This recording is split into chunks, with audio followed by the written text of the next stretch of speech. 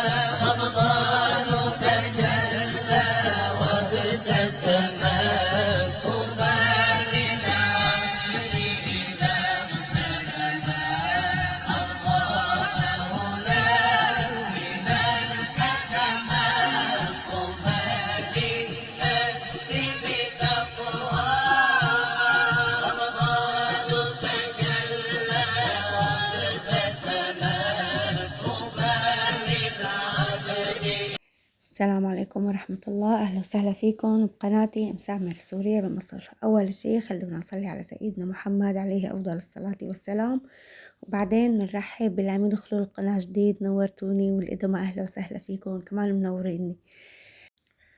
اللي ما حطت لي لايك يلا حطي لايك بسرعة واكتبي لي تعليق حلو، الله يسعدكم يا رب. ما عم تقصروا، يا ريت اللي ما مشتركة تشترك بالقناة، وبعتوا الفيديو لأصدقائكم رفقاتكم جيرانكم، خلي الكل يشترك عندي.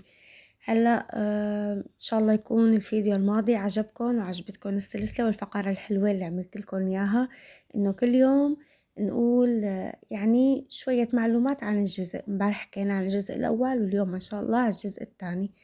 هلا اول شي راح اقولكم شو عملت بالفيديو، بعدين بنحكي باذن الله على الجزء الثاني. هذا الفيديو شفتوه على السحور. غالبا عم ننام ونفيق، لان شفتوا يعني كنا بالقبل كان يجي رمضان يعني على الصيف، يعني يقدم بكير، يعني 3:30 4، اوقات 3 يعني، فنبقى قاعدين. بس هلا وين لل5 إلا ربع تقريبا عم يأذن الفجر، فالوقت كتير طويل. مننام ومنفيق بقى عصر وقت السحور، عم حط سحور، وهي بنات التنتين عم يساعدوني.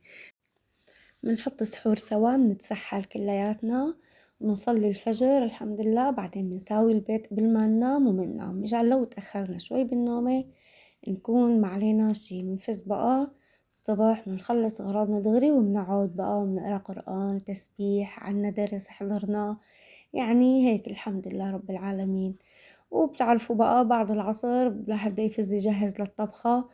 أنا إذا إجت إلي سندويشة بتكفي، بس يعني أهل البيت كله صايم، ولازم يكون طبخة ظريفة مشان ينبسطوا بالصيام ويتشجعوا. الصغار يعني الصغير بيفرح إنه برمضان في أكلات طيبة هيك، فبيتشجع على الصيام. معلش يعني لو إنه نوعته شوي، مو تنويع، أنا ما بحب التنويع كتير، بس يعني الأكل اللي بحبها. لبنتي الصغيرة طلبت ساوي برك، أنا والله ما كنت ناوية أعمل برك، عملتها والله كرمالها. قلت اخطأي يعني إنه عم تحاول تصوم وعم تتشجع معنا، فمعلش هيك يعني بصير إلها رغبة إنه كل يوم تصوم. بقى سويت لها برك وقليت لها بطاطا، وأنا كنت عاملة تبولة وكان زايد عندي. شفتوا اللي شاف فيديو امبارح بيعرف إني عملت كبة. بقى الكبة ما شاء الله المقلية اللي زادوا أكلوهم بالسهرة، زادت الكبة اللبنية سخنتها. أنا وولادي بنحبها سخنة، جوزي بيحبها الباردة. بقى بقمله إله صحن بياكله بارد، نحنا بنسخن البقايا. سخنتها وقليت مقلاية بطاطا وعملنا تبولة وسويت برك مشان بنتي، والحمد لله رب العالمين يعني كانت أكبر نعمة. الحمد لله فطرنا وشربنا قهوة وشربنا ردينا الشاي بالسهرة وقعدنا، وهلا عم سجل لكم الصوت هون آخر السهرة. هلا أنا كنت ناوية أنزل الفيديو المسا، بس لما نزلت امبارح المسا بصراحة ما فتح الفيديو أبدا، يعني كان ما مشي الفيديو بالمرة. أنا بعرف أغلبيتكم بالتراويح وأغلبيتكم عم يقرأ قرآن، الله يتقبل من الجميع يا رب. بقى راح نزله إن شاء الله بكرة الظهر. اللي بتحب تشوفه بإذن الله، قلت لا جرب، يعني امتى العالم بتحب تتفرج؟ الظهر المساء. بقى اول يوم نزلت المساء، بكره ان شاء الله عم سجل المساء، بكره الظهر ان شاء الله راح نزل هذا الفيديو عم سجله هلا. بقى لشوف. وهلا راح نبلش بالجزء الثاني. الجزء الثاني هو كمان بيكون من سورة البقرة، 20 صفحة من سورة البقرة. شفتوا الجزء الأول بيكون سورة الفاتحة مع أول سورة البقرة، الجزء الثاني سورة البقرة 20 صفحة منها. الأول آية من سورة من الجزء الثاني هي عن تغيير القبلة. سبحان الله، تغيير القبلة كان بالسنة الثانية للهجرة بشهر رجب. غالبا بيقولوا كان بوقت صلاة العصر، كانوا عم يصلوا جماعة بصلاة العصر أو الظهر، يعني هن اختلفوا فيها، بس غالبا صلاة العصر صلوا جماعة. احنا عم يصلوا جماعة، نزلت الآية إنه غيروا القبلة من المسجد الأقصى لمكة المكرمة، وقتها الرسول صلى الله عليه وسلم لما غير القبلة اللي عم يصلوا وراه الأغلبية صدقوا واتجهوا مثل ما اتجه سيدنا محمد، يعني 180 درجة غير القبلة. بس في منهم المنافقين اللي مو مؤمنين منيح، هدول اللي يعني ما اتبعوا دغري معه، بعدين حتى صدقوا. سبحان الله. وفي كمان بالأول صفحة هي نص سورة البقرة، بتكون الآية 143. الآية 143 من سورة البقرة هي نص سورة البقرة، لأن آيات سورة البقرة 286، بقى الآية 143 هي وسط سورة البقرة.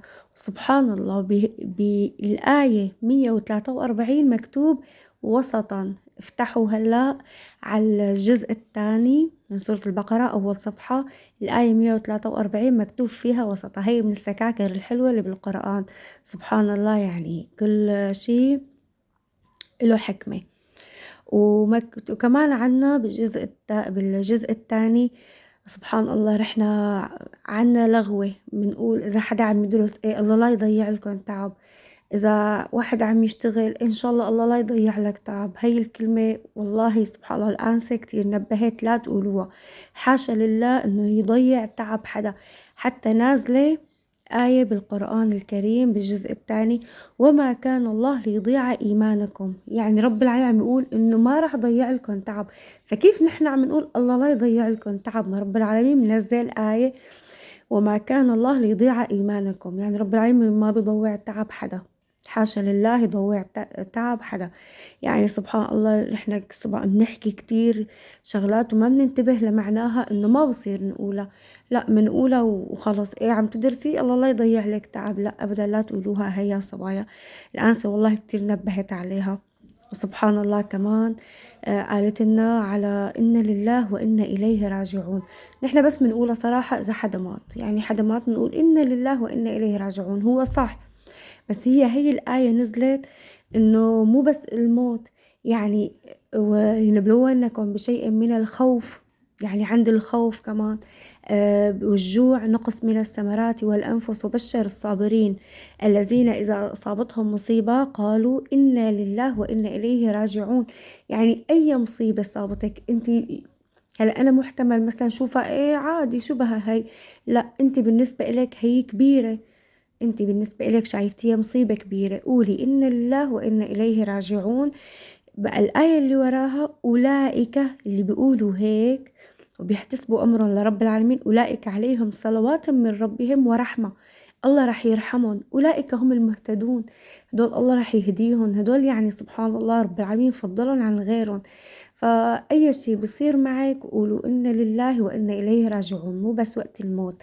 يعني شو ما صار معك، عالم بينتصب عليها، عالم تخسر أموالها، عالم بيروح بيتها، عالم مثلا يعني أي شيء قولوا إن لله وإنا إليه راجعون.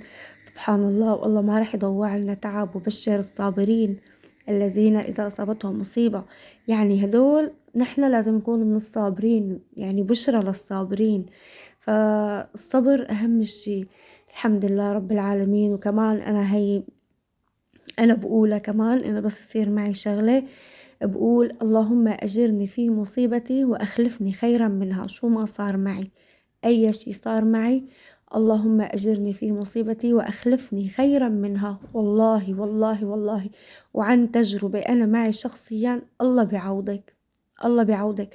يعني لا تقولي إنه لا ما في عوض، لا في تعويض، بس تقولي هالكلمة تكوني مؤمنة 100% إنه رح الله يعوضك، رح يعوضك.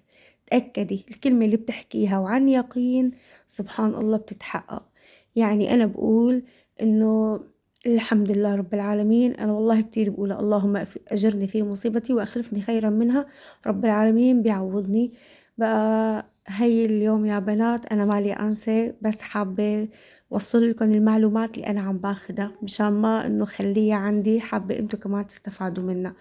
الله يجبر بخاطركم، إن شاء الله ما يكون الفيديوهات عم تتضايقوا منهم وهيك، إن شاء الله يكون يعني يكون خفيفة عليكم، ما عم تتضايقوا مني تقولي يا عاملة حالة صاحبة الدين. أنا الحمد لله رب العالمين مثلي مثل أي وحدة فيكم، بس أنا عم بحضر دروس، والدرس اللي عم بحضره عم بكتبن هالمعلومات على الدفتر عندي مشان إلكن ياهن تستفادوا منهم مثل ما أنا الحمد لله عم بستفاد. الله يجبر بخاطركم يا بنات، لا تنسوني من دعائكم. استودعتكم عند رب العالمين، واستنوني بكرة في فيديو جديد. الله يسعدكم يا رب. سلام يا صبايا، الله معكم.